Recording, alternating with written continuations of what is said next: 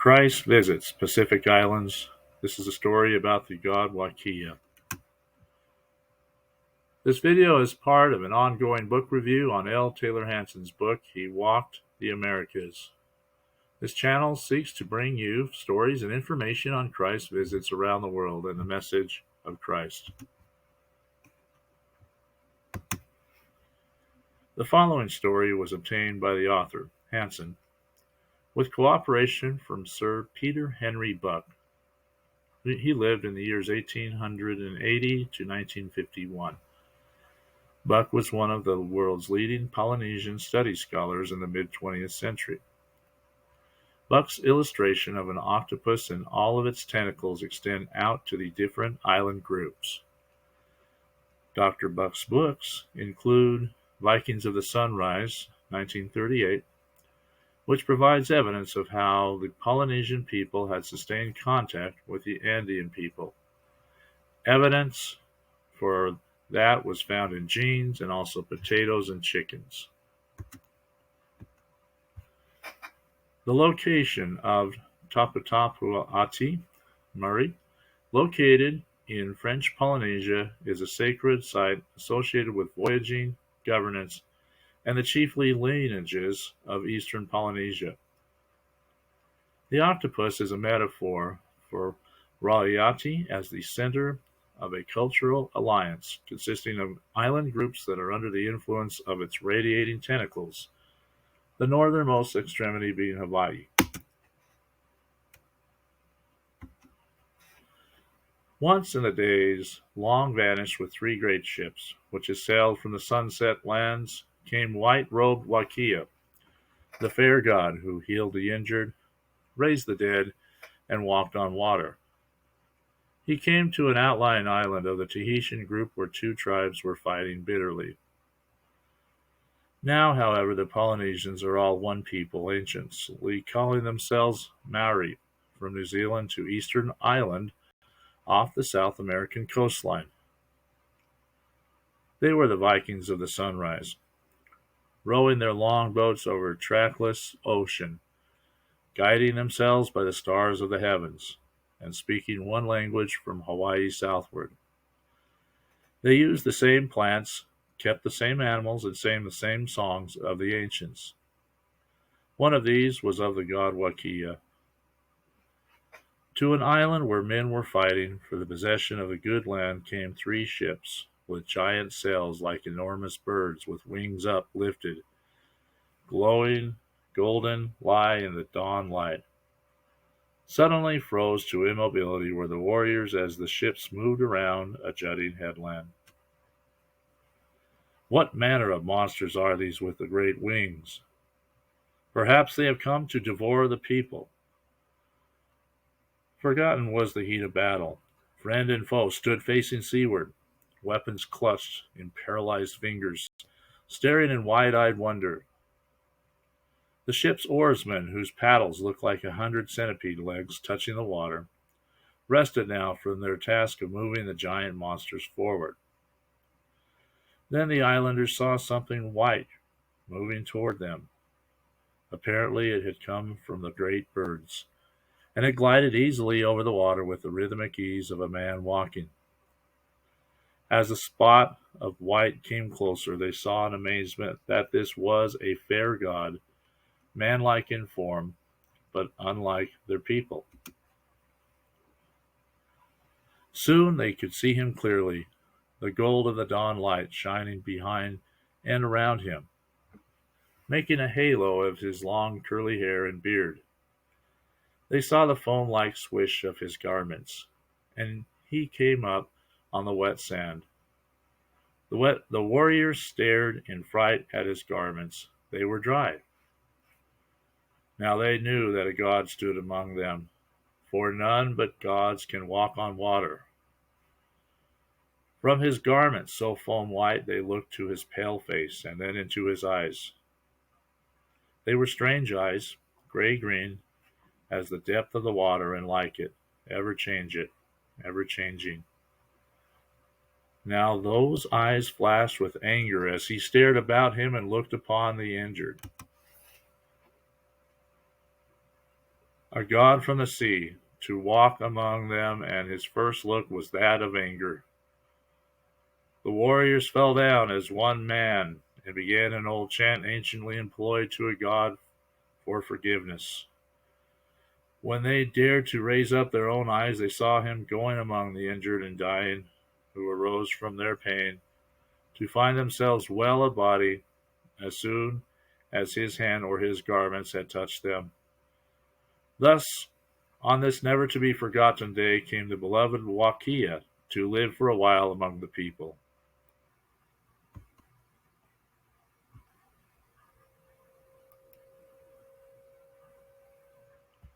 When the villagers arrived with presents, creeping on their knees toward him, he signaled the ships.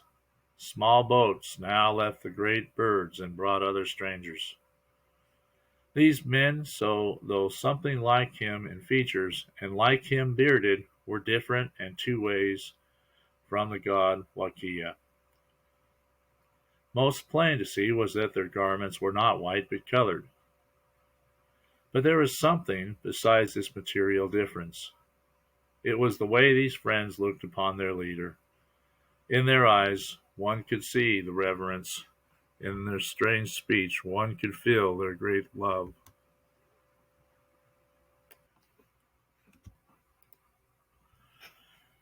Friend and foe among the Polynesians now set about to entertain the strangers, putting forth their choicest dishes, making welcome with song and dances. They invited the strangers to partake of the great feast. They had planned an entire night of merrymaking, but alas, as the sun began to paint the western sky with the colors of the orchids, hanging in profusion in the forest, they could see that the strangers were preparing to leave them. The sadness they had felt at this discovery was suddenly reversed when they saw the strangers bidding tearful farewell to the god Wakia.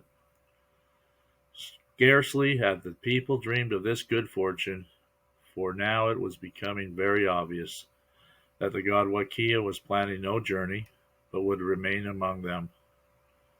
Respectfully, at a short distance, stood the people, while Wakia comforted the tearful strangers. They saw him point to the direction of the sunrise and wondered among themselves what he might be saying in his strange language. Then, after many further embraces, they watched the strangers enter the small boats and row back to the great bird ships. As Wakia had stood there on the sand, watching sadly, the chief stepped up quietly and pointed to a high point, which looked over the jutting headland around which the ships were now passing. Wakia nodded quickly, followed the chief and some of the people to the sun-painted high point. There they watched together the three ships move into the sunset, fading at last into the sea of beauty. Only then did they return to the village, and the great ships were never more to be seen by the tribesmen. Very quickly Wakia learned Polynesian. The people were amazed at the speed of his learning. As the long days passed, he began to teach the tribesmen. He told them of the one God who ruled the heavens, who spoke through the volcanoes, and who breathed on the ocean. To him war was not of his making, for his law was love one another. For Wakia they gave up war and the sacrifice of children, which had kept down their populations so they would not overeat their islands. Then the men carried him with them, taking Wakia from island to island, so each one would meet the strange fair god whose hands were miracles of healing. Many then were Where Are the Songs of Wakia, and many the legends which down the long vistas of time have been forgotten. Yet his name has never been forgotten. Wakia had one strange custom. Every morning before dawn he would rise and pray toward the dawn star on some high point facing seaward. When they asked him why he did this, he said that even so would his friends be praying in that far-off land across the ocean. The people remembered, thought of the day when he had come to them, of his friends who had wept when they were leaving, and how he had pointed for them toward the sunrise heavens. Finally, the fair god knew well all of the islands, and there was not one where he had not landed and feasted and taught the people. It was then that he looked more often toward the direction of the dawning and asked questions about the lands of the dawn star. The people were not entirely unacquainted with the continent lying eastward. Did they not have the yam to eat and call it by its ancient South American name? Yet they were loath to lose the healer, the strange god who answered to the name they had given him, Wakia, the fair god of the ocean. As long as they could, they tried to dissuade his growing wish to travel eastward. Yet they loved him too much to deny his desire, and so preparations were made for the long journey to be made in the boats of the migrations. Through their tears, the people watched him take his seat in a longboat, while one child called out in a voice broken by sobbing, "Are we never again to see you, Wakia?" In his melodious voice, the fair god made answer, one day you will see me remembering.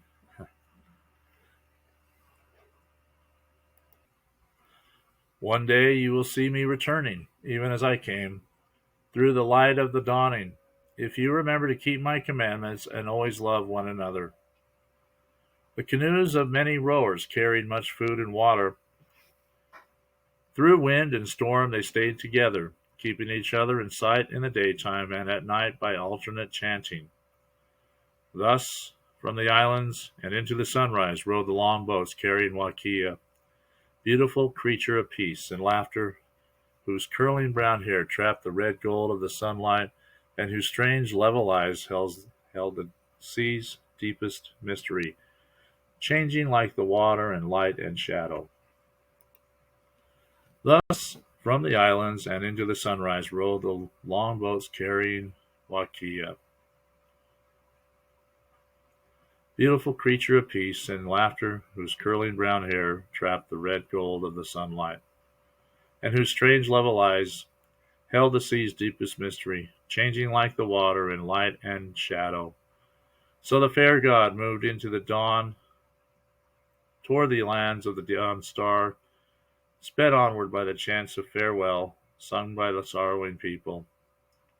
And since that day, though some have said that he is sometimes seen in spirit, yet in flesh they are still waiting for him to come back to his beloved islands of Polynesia. An author's note to Dr. Buck, who wrote Vikings of the Sunrise, and besides being himself a Polynesian, was a scholar of the past of his people. We owe the answers to the following questions put to him in a personal letter. This letter is written by the authors, the Hansons, husband and wife. The letter stated, "Do you know of a prophet or teacher who came among the Polynesian islands teaching theology and agriculture? He dressed in a long white toga-like garment.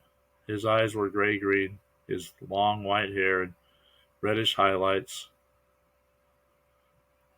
and he was bearded. If you recognize this figure, please tell me his name, his century, and the manner of his coming. From which direction did he arrive, and whence take his departure? That is, if your legends can answer these questions." An answer came both briefly and formally from the Bishop Museum, where he was the director. "I recognize this figure from our legends. His name is Wakia. The other questions I cannot answer, much as they intrigue me. However, I am to go to an outlying island of the Tahitians where two old women can still chant the ancestors' legends. From them, and another in a different island, I hope to learn the answers. Therefore, in 2 or 3 months you will hear from me again." In 3 months, as promised, came the second letter. Wakia the healer lived in the 1st century of the Christian era, or, generally speaking, in the time of Jesus. It seems that he came in the early dawning of our history to these tribes who were fighting in this outlying island. I am enclosing a copy of the story as it was told to me. The story, therefore, would date 2,000 years ago, during the time Christ was alive. I ask you all to please support the links in the description. Please like and subscribe. Thank you so much.